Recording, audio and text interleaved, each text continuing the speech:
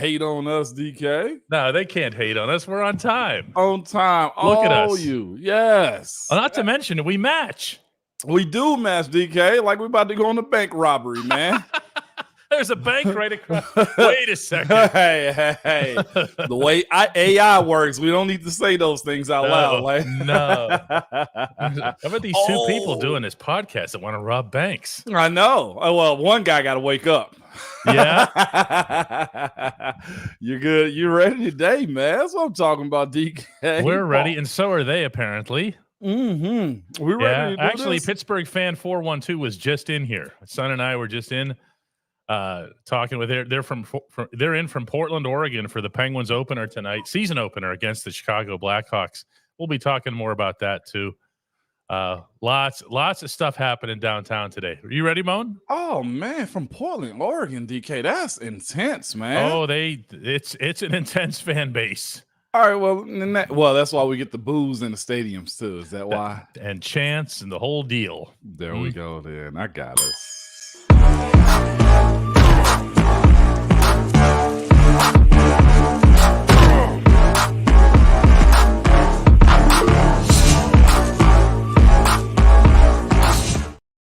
Check this out behind me. You see the boss hard at work back there? Boo. There she is. We got so much new stuff, like Steelers stuff, Penguin stuff, tons and tons of it. And she can't keep up. Nice, man. Yeah, because it's been really, really busy between Steelers and now hockey season begins tonight in Pittsburgh. It's an ESPN national game between the Penguins and the Blackhawks. Wow. Amazing stat here, Moan. Now, I know this isn't a hockey show, but tonight when they take the ice, Sidney Crosby, Evgeny Malkin, and Chris Letang will become the first set of 3 teammates to ever play 18 seasons together. What? In professional sports, they're breaking the record that had been held or that they had shared for a year with Derek Jeter, Jorge Posada, and Mariano Rivera of the Yankees. These guys are now the most venerable set of 3 teammates in professional sports history. A level of consistency and trust. Oh, what does that sound like, Moan? I sound like Pittsburgh Steelers. It's the reason you don't fire coaches in the middle of the season. Okay, everybody. See how this is like Kevin Bacon. There's 3 degrees of everything coming back to Matt Canada, right? What do you want me to do, DK? That's just what we are, man. Let's not breeze past that real fast, though, DK. So what is it special. Essentially? Ownership. Their level of play has to play a part, and nobody's handing out paychecks to guys that can't play. No, and these guys can still play. That's 3 crazy. Of them. I mean, Sid and Gino were point-a-game guys. Letang was still an outstanding defenseman, and now they've added for this year, and this has everybody here through the roof, Erik Karlsson, who was the Norris Trophy winner in the NHL last year, as the best defenseman in the league. Wow. So they've got all of this coming. They're older. Older. But, Moan, you've been there older in your career. You can adjust, can't you? Yeah, you can adjust. The mind does a whole lot for you. And what you're good at, you need to show that at all times in those moments. Sid doing his thing has to be when you're needed. Go answer. I want to ask you about Sid, too, because hockey isn't my specialty. Never has been. Gone to a few games. I know this is a podcast that talks mostly about the Steelers, but let's go here for a second because – it's the Ramon Foster Show, DK, and I need to know something. I need to know something on the bye week. So I'm here in Nashville, home of the Predators. Yes. They hate Sid. Well, so explain to me why. Is Sid not good personal. Anymore or what? No. Okay, I need to know. That one's very simple. I was there in 2017. I was there in Nashville for 2 weeks. Sid stole the hearts and dreams of a city. Okay. Music City thought it had its first ever major championship.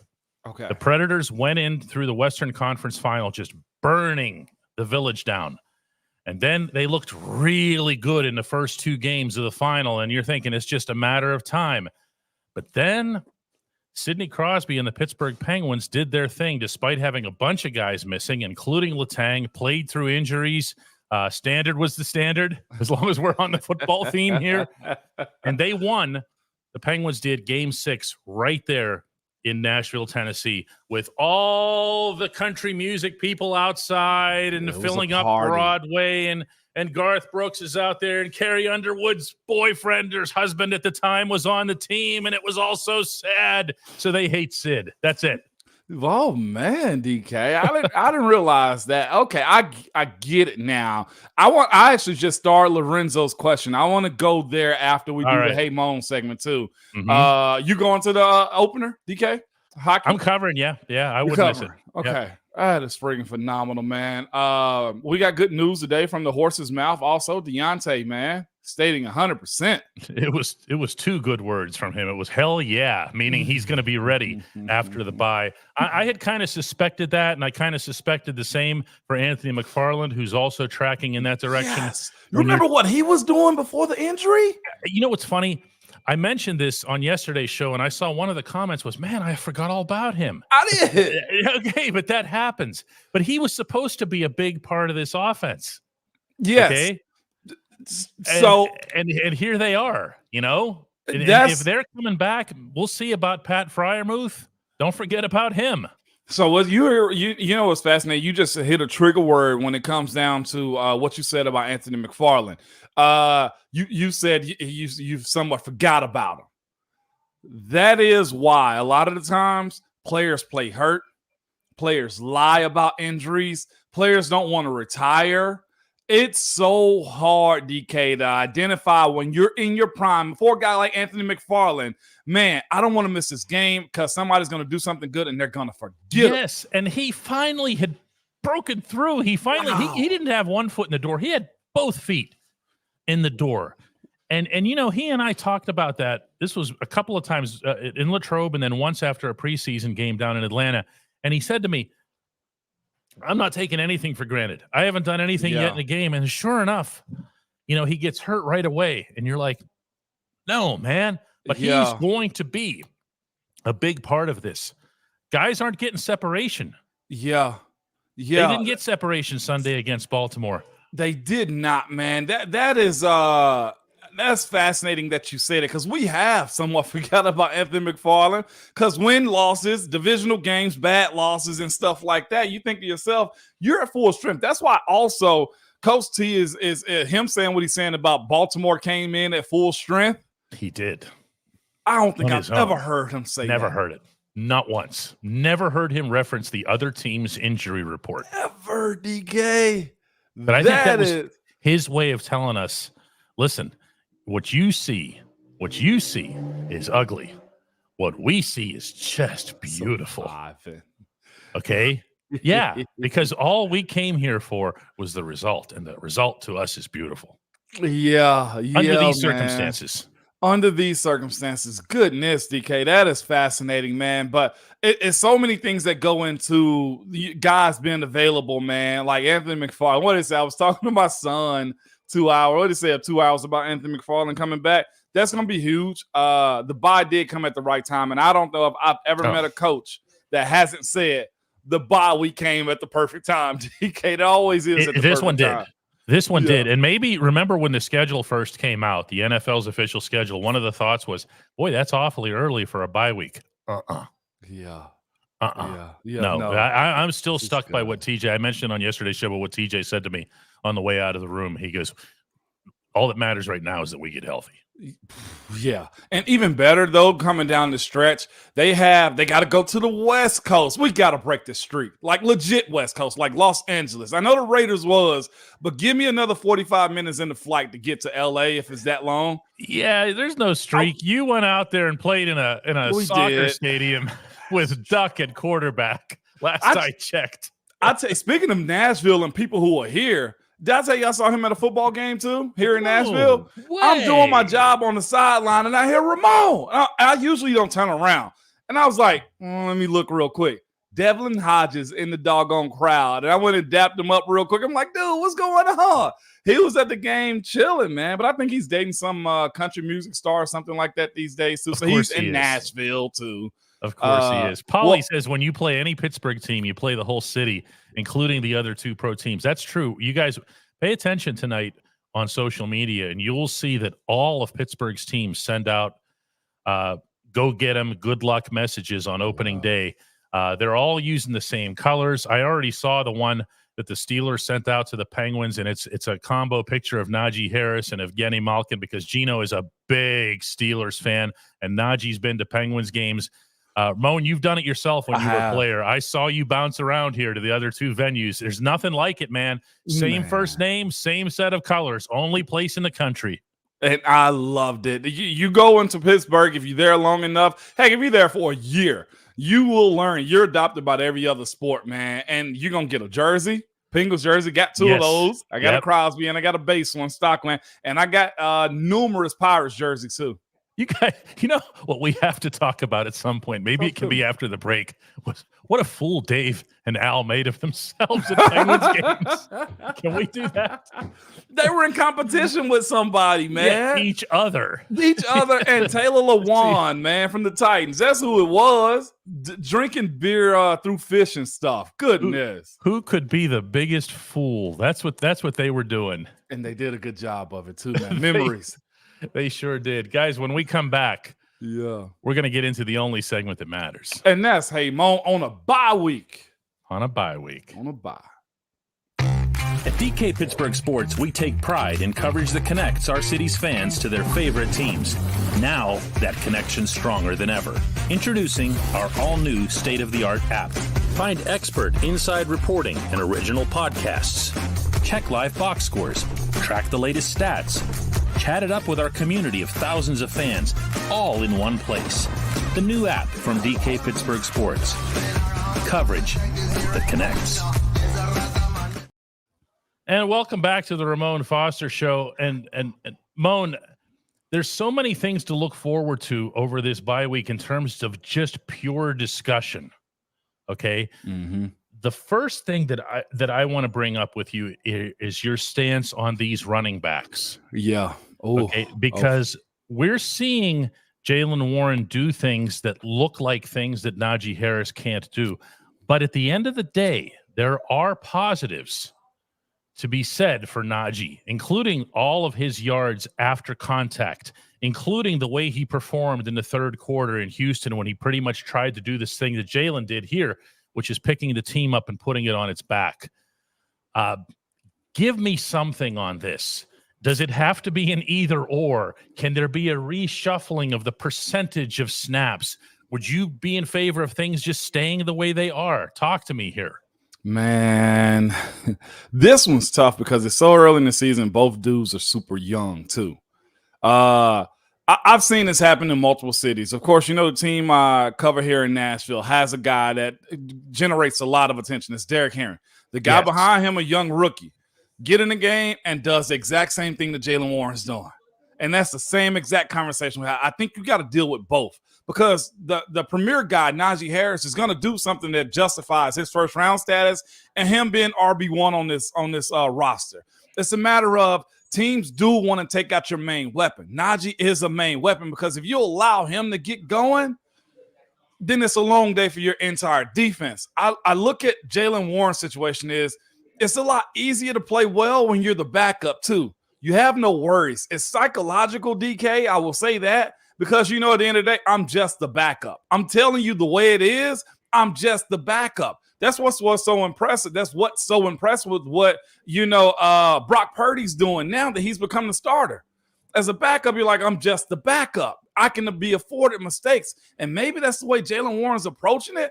I say we continue to get both. But if there's a game in which Jaylen Warren has the hot hand and feet and have good vision, then let that be the case, DK. I'll say this, though, as it stands, Jaylen's just playing with more production than Najee is on the same amount of reps, if not less.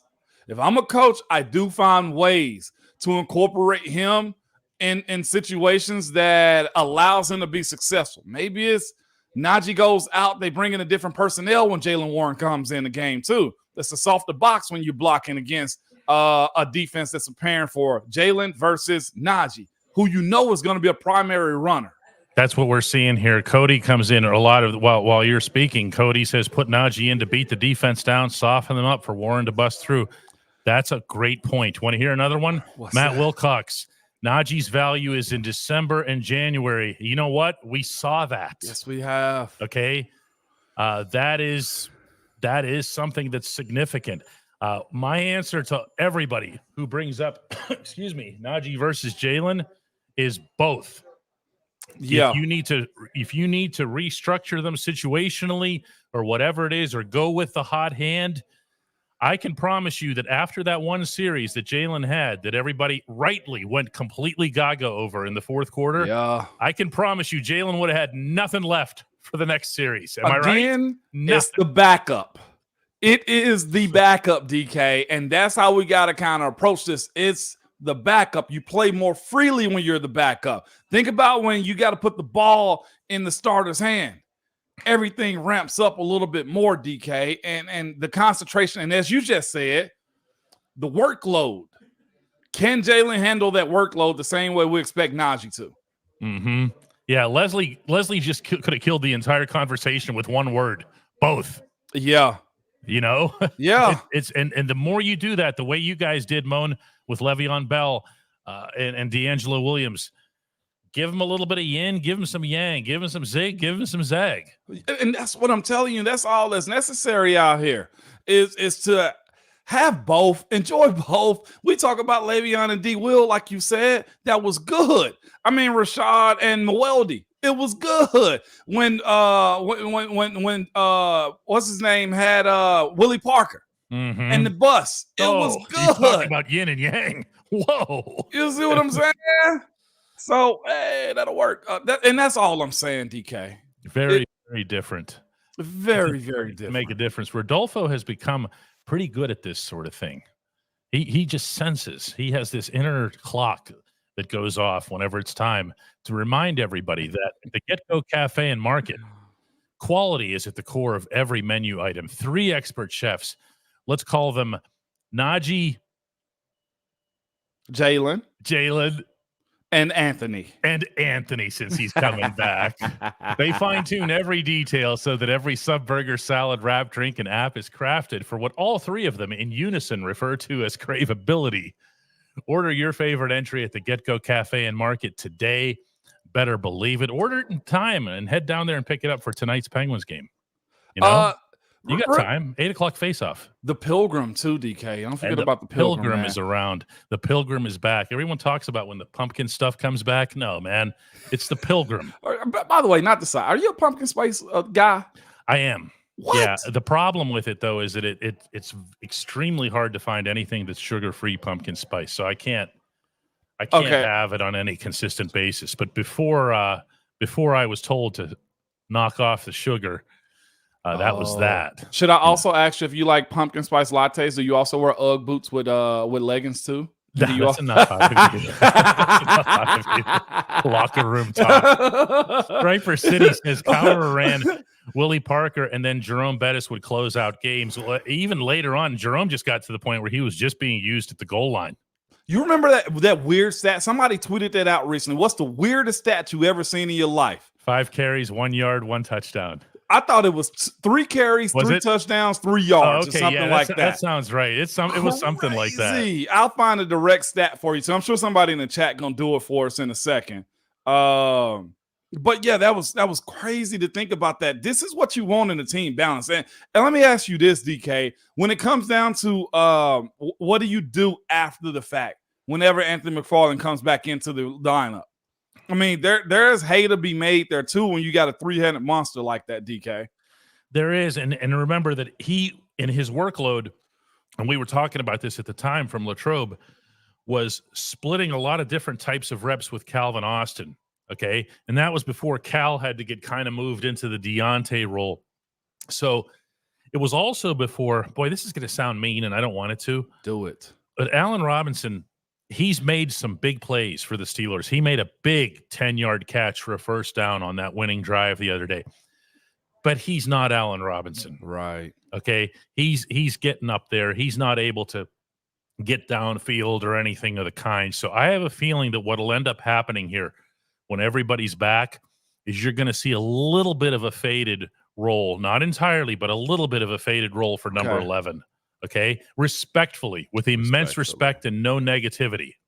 Yeah. Okay, here's the Bettis stat: 5 carries, 1 yard, 3 touchdowns. How? That can't be beaten because he got thrown for losses. Oh, that makes sense. That makes sense, DK. What a legend, though. You know what's crazy in today's climate of the running back? It's not shocking. Let me not say that. But he got in, DK, and it seemed like they closed the doors on most running backs unless you had insane numbers in catching and also running the ball. Mm-hmm. It's going to be very interesting. The running backs now get in. Jay Quest, I love you, man. Robinson is not Claypool. Do not put them in the same sentence. I know what you're saying here with the catch and fall, okay? But Claypool has now become almost a verb in football, okay? And that's not in a positive sense. Allen Robinson is the consummate professional. He's a leader of this group. The room legitimately looks up to him. Yeah. And he has been a part of whatever successes they've had. Individually, and he's really stepped up without Deontay. So, no, don't Claypool him. Again, I know what you're saying here, and I know you don't mean it necessarily in a bad way either. I just see those two names in the same sentence and go, no. Oh, okay, since we went there, I want to go back to what's his name question earlier, if we still had it saved, DK. Francisco asks, hey, Mo, might there be any shuffling anywhere else, maybe the offensive line? You think? I mean, everybody expected to be Broderick. I mean, let's be real about that. Yeah, that's the one that I'm actually looking at. It's just like, golly, what are we doing, man? It'll be that one. We'll see what happens. That's a hard decision to make, too. I want to address this one real quick, DK, from Lorenzo. It was up there earlier.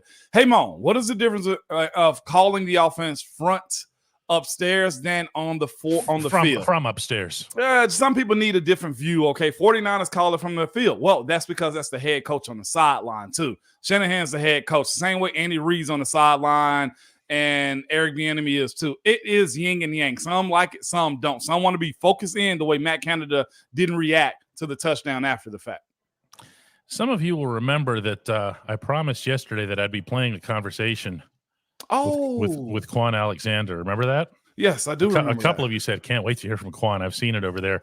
I'm going to play this for you, but I want you to understand that the interviewer gets zero credit for any of this because the interviewer just says, Quan, talk to me. Okay, you ready? Yeah. Here we go from Quan, talk to me onward. Got into you guys. A lot of energy, a lot of confidence, you know what I'm saying? The work we put over there during the week, we had it on our mind for real, you know. We got a standard, man. We got to play Steelers defense, you know what I'm saying? And we can change that, you know what I'm saying? We can take it to wherever we want to take it, you know what I'm saying? So I'm just happy right now, man. We went out there, it was fun. I had fun for sure.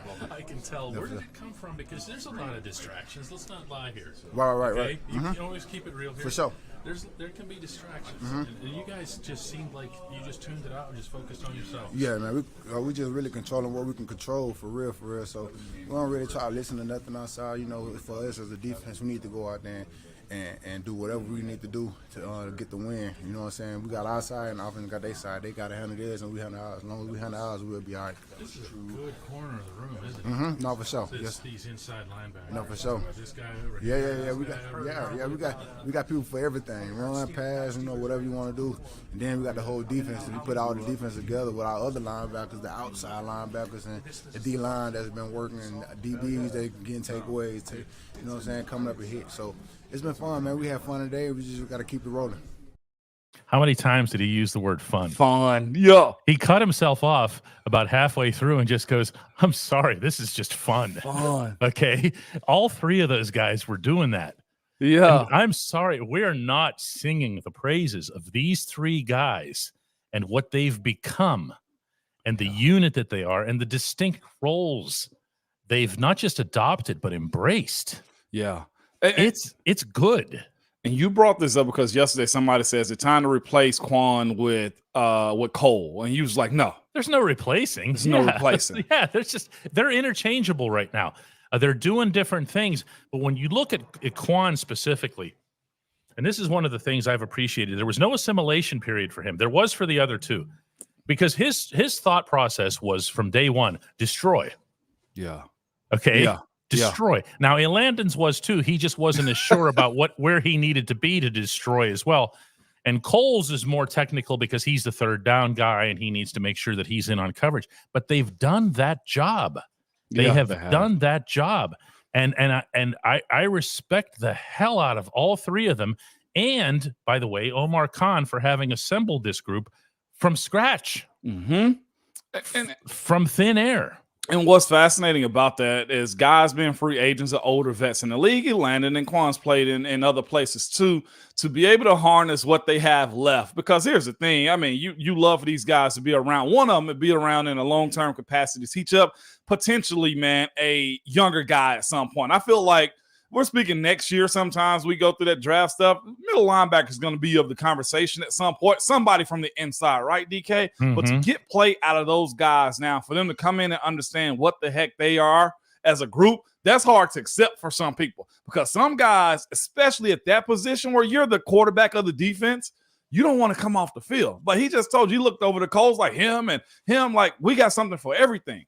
That is a good thing to have as a team, because it's hard to sell veterans on those roles, DK, unless, let me say this, and this ain't champion Coach T, unless there's respect there and there's understanding and you know the organization that you're playing for too. It's not a clown show as much as, certain former quarterbacks want to say that played in the 70s say, Mm-hmm. It's not a clown show inside that locker room. And when it's good, it's good.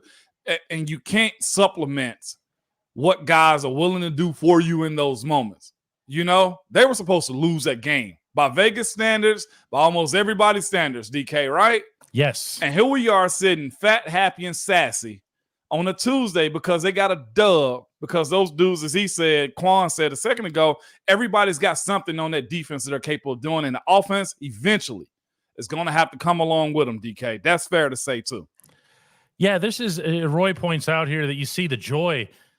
Inside linebackers shouldn't be avoiding contact. I don't want to be that guy that dredges up stuff from the past or whatever, but we saw inside linebacker play over the past 3-4 years that was just wow. I mean, I'm mostly referring, of course, to Devin Bush. I don't want to make sure that I'm not throwing other guys into that mix, but these guys are living for it. And you know who did not lead the Steelers in tackles Sunday? Minka. Remember we were just talking about that? Minka's doing a whole lot of tackling. That's a whole lot of third level or runs that they've had.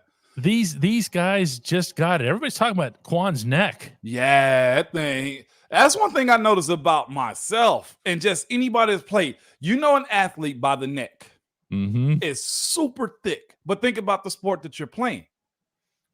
You're using your head at a good moment or for leverage. Yeah, it is. It is, yeah. DK. Yeah. Also, this too. I'm seeing a lot of surprising comments about your interview with Quan. I think people are surprised you do a good job at what you do, DK.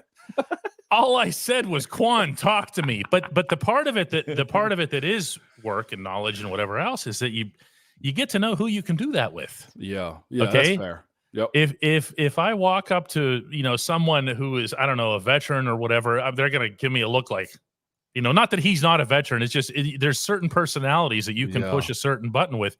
I had that with Arthur Millette. Yeah, when he was here, just somebody that I could just say, hey, here we are, let's talk. Okay, yeah. and he knows he knows this ILB group. I'm going to quote here, Jay Quest. Yeah, is bringing back the nastiness that was missing these last few years. And you know who's fed off that nastiness? Don't think of this as being weird, but has been the edge rushers. TJ and Alex will tell you that they feed off of those guys. It's not the other way around. I love it. Isn't that cool?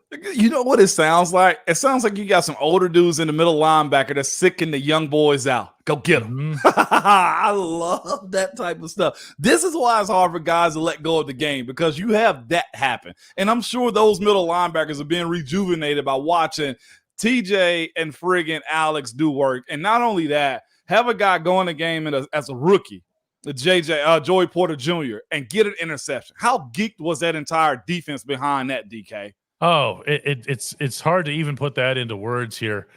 DC says if Naji can find the cutback sooner and not run up the offensive lineman's backs, he'd gain more yardage. What do you think about that, Moen? I think he's trying a bit hard, DK. He does hit the gap a whole lot faster, it seemed like then, or at least his vision and eyes are working a whole lot faster. There are times I'm just like, if you're just a smidge more patient, maybe take the handoff a little bit slower. There are peel back lanes, DK, that I've seen on tape, and I don't know their blocking scheme the way they do. And I've never been a running back, but it sure does look like I'm talking about a quarter of a second, DK, he got more room to work.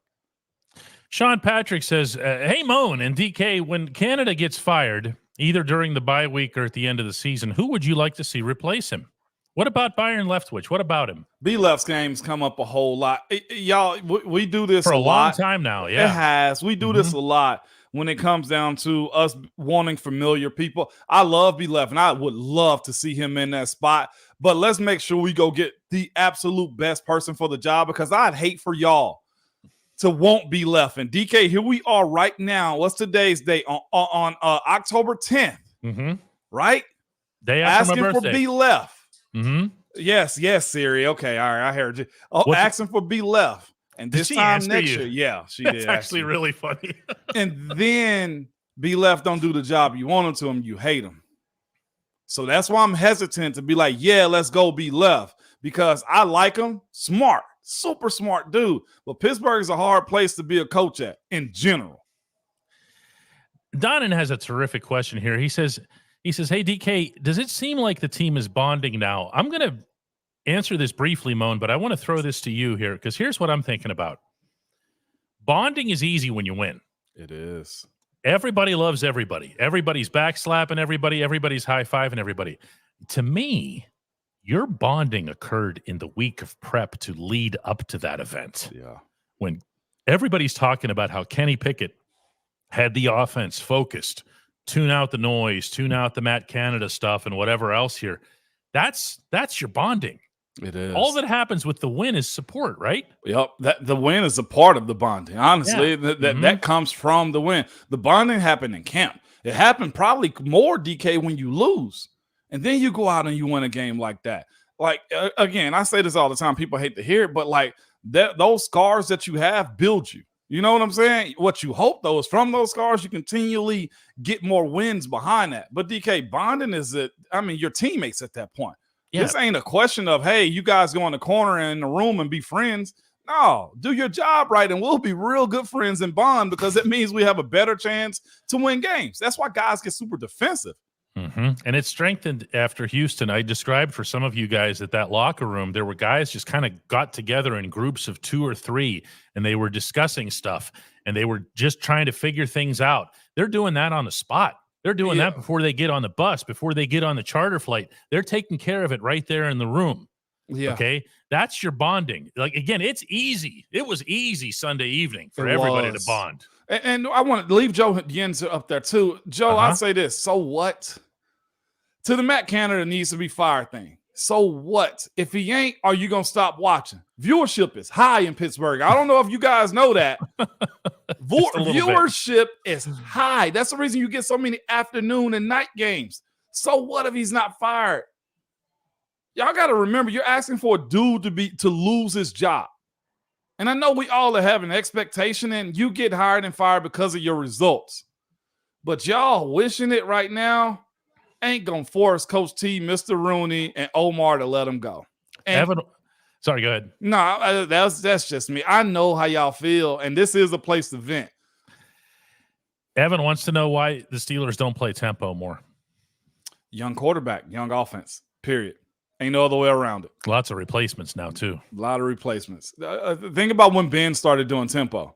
Was it year 7, 8, when we incorporated that type of stuff?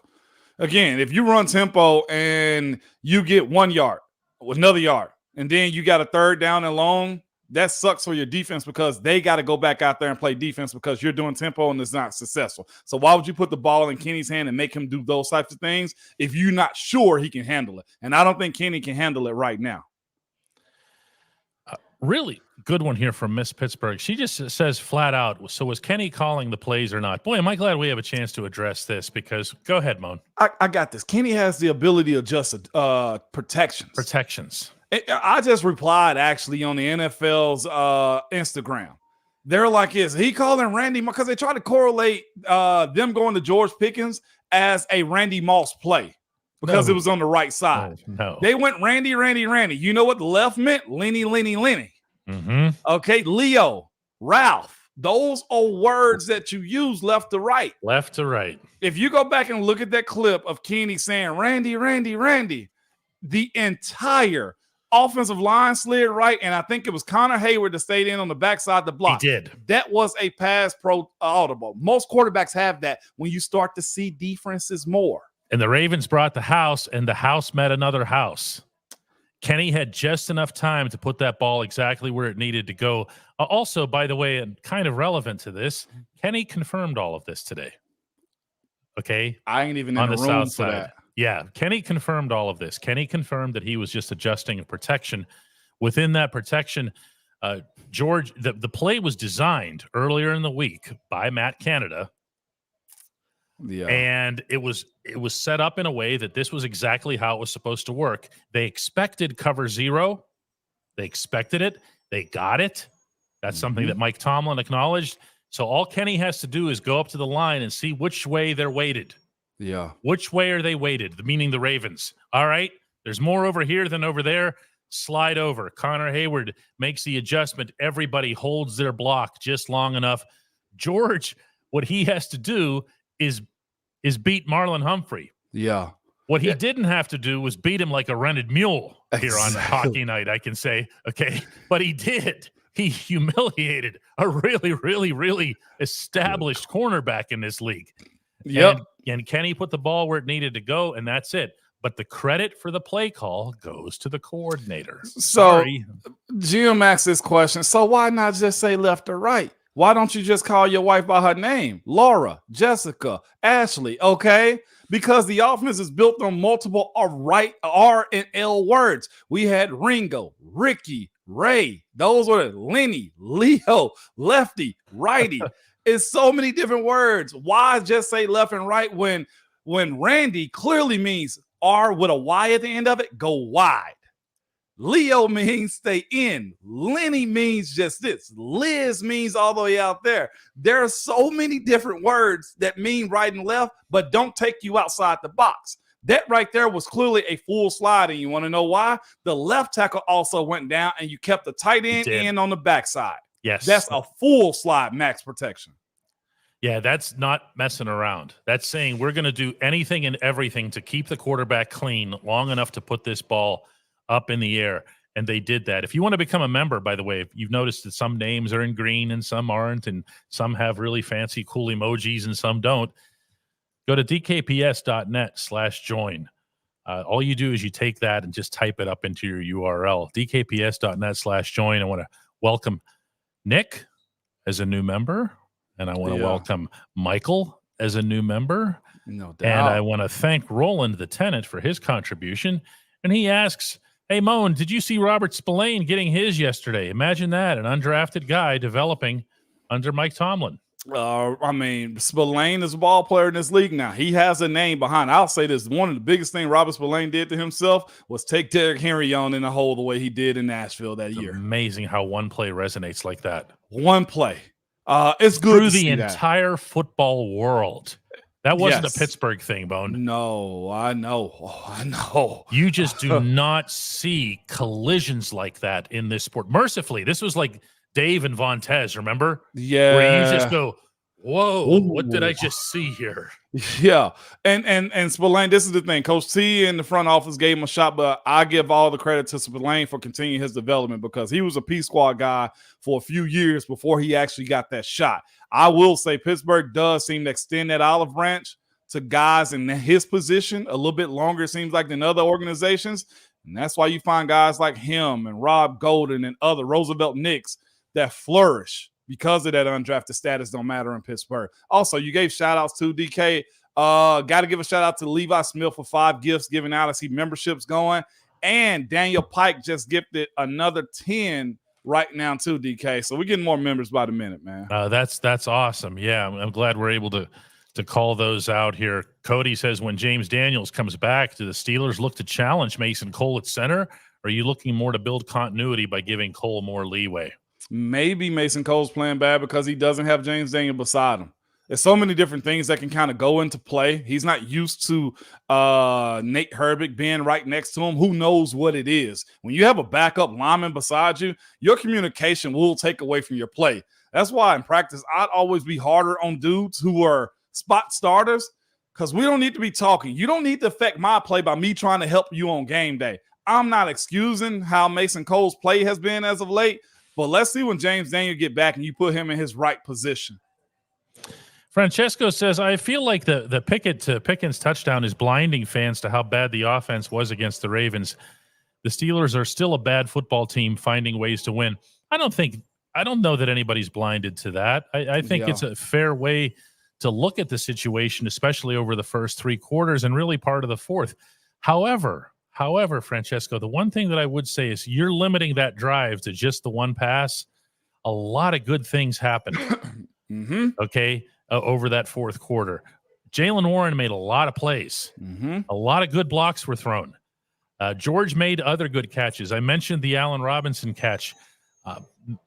Jaylen was the one who said to me after the game that he feels like to an extent the Steelers had a little bit of a breakthrough offensively. Now, maybe he's right. Maybe he's wrong. Maybe the bye week is too long of a break to sustain momentum. You know what I mean? Yeah. But maybe he's right. He's out there. We're not. No doubt about it. And it's also this to Francesco's point, too. No, my bad. Right here. Ryan Smith comes in and said, I have to apologize. I have apologies for my blasphemy when I said Terrell Austin has lost the defensive locker room and our D recovered in prize fashion. Football emotions.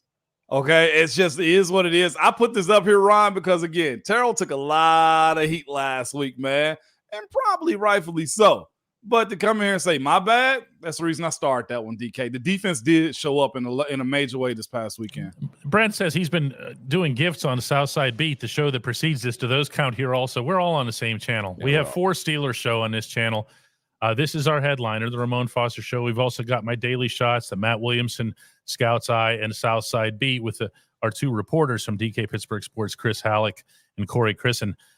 It's all in the same family, all on the same channel. That's how that works. Alex Flores comes in and says, and thank you, by the way. Alex Flores says, hey, Moan, TJ's the sack leader in the NFL. Why doesn't he get the respect that Micah Parsons gets? I saw the Cowboys game, and he doesn't change games the way TJ does. Jerry Jones has done a good job with their publicity. That's all I got to tell you. I think, and here's the thing, too, Alex. They can have all that pub for Micah Parsons all they want to, and people can champion him on those platforms. They sit down on those networks on Monday night and Sunday night and talk big game about him. But at the end of the day, DK, not many of those dudes on those networks vote. Okay? And we talked about Stephon Gilmore a few years back when he won it. Play and game recognizes game. If TJ goes out and continue to crush it, TJ will be Defensive Player of the Year again. Dr. Shadow comes in with a, hey, Moan, did you talk trash? I did. I still After do. Or before? During. Never before. No. I meant a play. They had to start it with me, or it was something that somebody on their defense said. Yeah. I wasn't just about to go in there, hey, man, you suck. Nah, it was never that.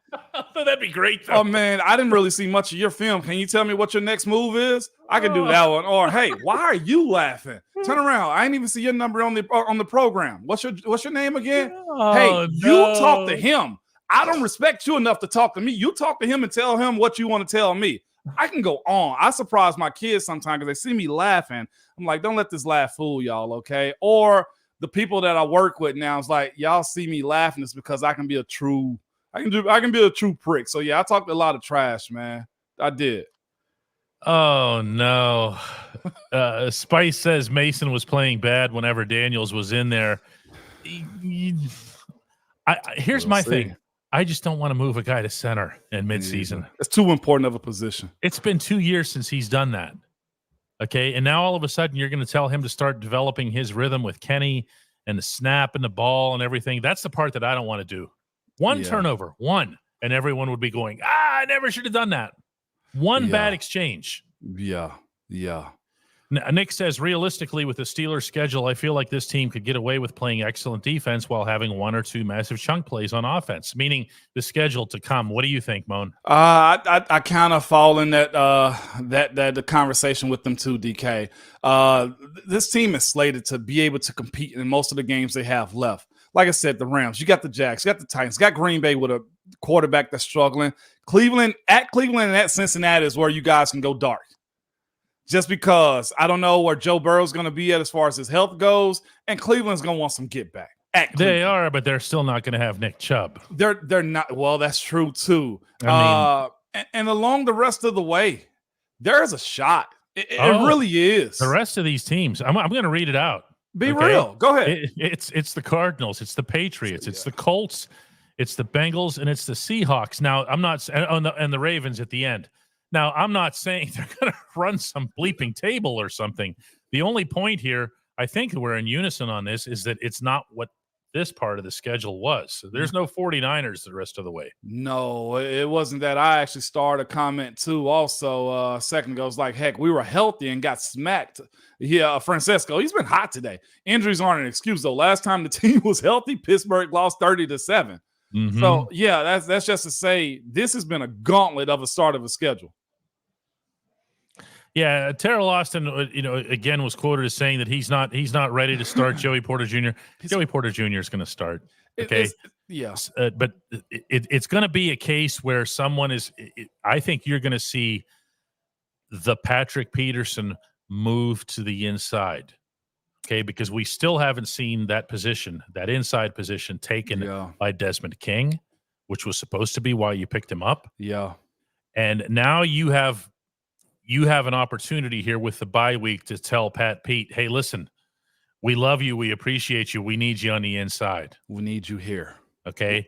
Yeah. Now that still means you've got Levi on one side. And I know everybody's not crazy about Levi and whatever else here, but you've only got so many. Yeah. Yeah. Who said that, Gene Smith? Where's hey, that? Mom, AFC North is called the worst division now? What do you see? Where? It might just be because the Steelers are on top of it. And the Steelers, in fairness here, this is a crazy stat here, but the Steelers have a minus 31 point differential, which is crazy for a first-place team. The Bengals are in last place, and they have a minus 31 point differential. You might never see something like that again through 5 weeks of an NFL season. Wow. Crazy, crazy stuff. But worst division, I mean, the AFC North has always kind of gotten a little bit of disrespect in the sense that they'll look at the records and they'll look at the scores and but what's not taken into account, I think, is the impact that the AFC North has on itself. You guys beat the living hell out of each other. Yeah. Or you ask the teams that play an AFC North team, how does that work out for them? Are they sorry? No, absolutely not, man. Goodness. Mm-hmm. Going to take just a couple more today. AJ comes in with great to see the inside linebackers playing with passion. Steelers Nation needs it. That's a fair assessment. Thanks for the Quan interview. Are you taking any days off for the bye? Let us know beforehand. Are we planning on taking any days off? I got to go to London on Thursday. So Thursday, Friday on the bye week. Yeah. I was going to talk to you after the show today. Yeah, I got to go to London. Well, we can talk about it right here. My other job, y'all know I'm sideline reporter for the Titans down here, and they play Baltimore. That's the reason that Ratbird picture plays both ways, okay, on my Twitter. But yeah, I got to go out and fly to London on Thursday and Friday. So Thursday, Friday, let's take a break. Now, unless you're going to run it. You have to be – I'm not doing that again. You have to be careful, by the way, with the Ratbird tears on the way back through customs. Can I put it in this bottle? Yeah, it can only be a certain number of ounces of Ratbird tears that you can take onto the plane, I believe here. Jim Fairfield and others are trying to come to Mason Cole's defense here, or showing some support for him. He's not Pounce. He's not Dermontti Dawson. He's not Mike Webster, okay? But he was a really, really good football player in 2022, and I'm sorry, I'm kind of sticking with him, you know? I think it's there again. Y'all see how we ride this roller coaster. There will be dips in play. Again, this team got hot last year towards the end of it, man. And I'm hoping that'll be the same for him whenever he catches footing. We see it's bad. It's not good. And we'll see what comes out of this bye week, by the way. We're going to take I love this right here. Though, Go ahead. DK. This will be the last one. Oh, no, that ain't it then. This is just No, a good no, one. no. You got a good one. This is Ryan saying again. Hell, I was upset when we were 12-4 and lost to the Browns in the first round of the playoffs. That just goes to the expectation. Okay, remember what cost that game? It was a bad snap. So you want to be changing centers around in midseason. That's not something that football people do lightly, to say the least. Adjusted to it. That's the reason I just wanted to hit that one real quick, man. That's a good one. All right, guys. Well, we might or might not have something on the post show. We just might. May or may not, DK. We might. Looking around for stuff. All right. We'll see it maybe in a minute.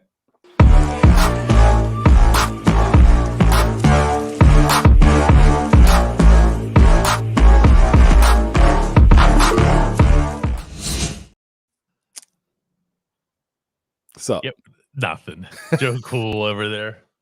Extra stick 'em for the birds. Yeah, DK. I'm into this, man. I love that we can have a mutual hate on this show when it comes down to the Ravens. I have to ask you, when you're in that capacity, because I know you're a complete pro, and when you're dealing with the Nashville audience, you're speaking from a perspective of someone who's covering the Titans. Yeah. Okay.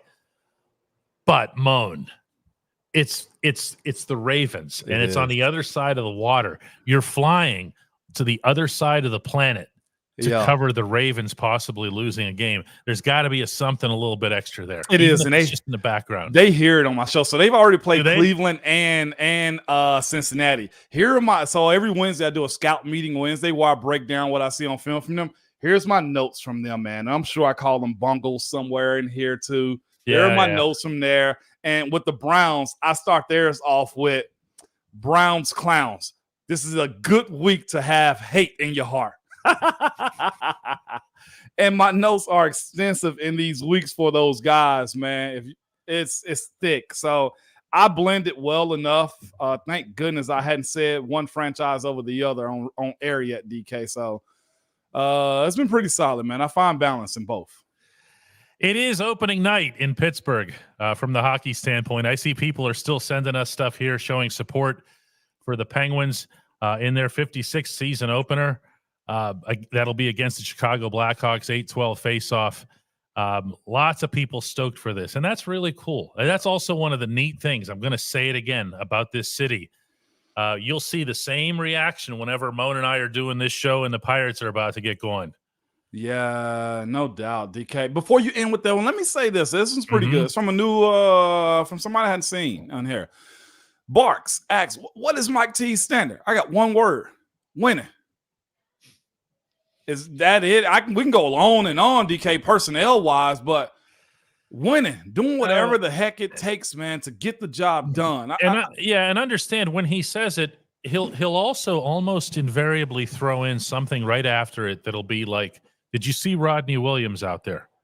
Okay, did you see him jump on that football in the end zone? Did you see him make that tackle at the 5 without which Joey Porter Jr.'s interception doesn't happen?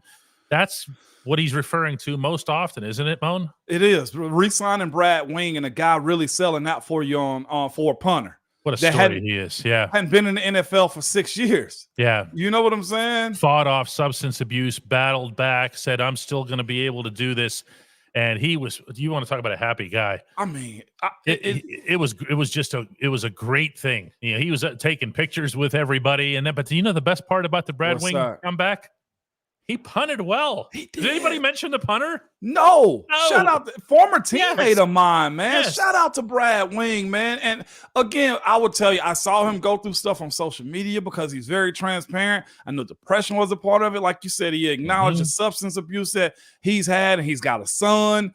That's just one of those, like, what is the standard, man? It's finding the Jaylen Warren, allowing Brad Wing to come back. I mean, watching Cam, pushing Cam to mentor Naji, TJ, being a great teammate to Alex Highsmith, Joey Porter Jr., not allowed to just get a spot because he's a young, high draft pick. It's a lot of different ways you can categorize it. And I see a lot of people say, well, for Matt Canada, again, you're not going to watch next week? Vic gets the final word today and says, when DJ, meaning Deontay Johnson, and Pat Freiermuth come back, man, oh man, it's going to hit different. The O-line, too, should be much better by then. I really think you're going to see, to an extent, a different set of Steelers coming out of the bye. I really believe that, in large part because of what TJ said. Just got to get healthy. Got to get healthy. We can't keep acting as if these injuries don't exist. Yeah, nah, and just get healthy. I expect it to be different. I hope it is too. I see a lot of people laugh and say, well, Brad Wing was cut earlier. Brad knew what his job was. Oh, yeah. He knew he was here until Presley got healthy. It's not like Presley wasn't getting his job back the way he was kicking. Exactly. You understand the business. Yeah, exactly. All right, guys, let's do one more tomorrow before Moan puts on his Union Jack. He's gonna who was the one from the Spice Girls that wore the all Union Jack? Was it Ginger? No, was it? I like the really quick confirmation I got from the background. Of course, Dolly would know that one. I mean, she called the Ravens the Raisins. Yeah. Yeah, it was Ginger Spice. You're gonna dress like Ginger Spice going on that flight. You know what? I might. No, I'm going on there with a long sleeve, some comfortable pants, and some eye covers on to sleep. How about Mr. Wood coming in here like, yeah, it was Ginger. That's okay. It was absolutely Ginger. He is telling on himself, isn't he? On himself, absolutely. All right, guys. Tomorrow. Tomorrow. Right, bye-bye. See ya. Mm-hmm.